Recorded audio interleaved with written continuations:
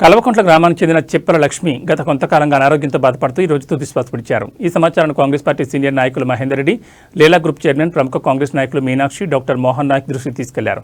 సమాచారం అందిన వెంటనే స్పందించిన డాక్టర్ మోహన్ నాయక్ హుటాహుట్న కల్వకుంట్లోని మృతురాలి నివాసానికి చేరుకున్నారు.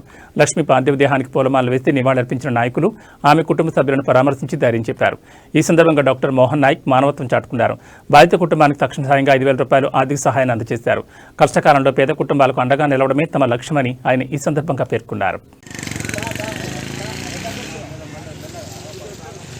₹1,00,000 తీసుకున్నాడు. అడ్రస్ లేదు, ఫోన్ లేదు. అదే చెప్తున్నాను, సెకండ్ ఫేజ్ వచ్చినప్పుడు నందిగాం అతను ఆంధ్ర కాంట్రాక్టర్. నిజాం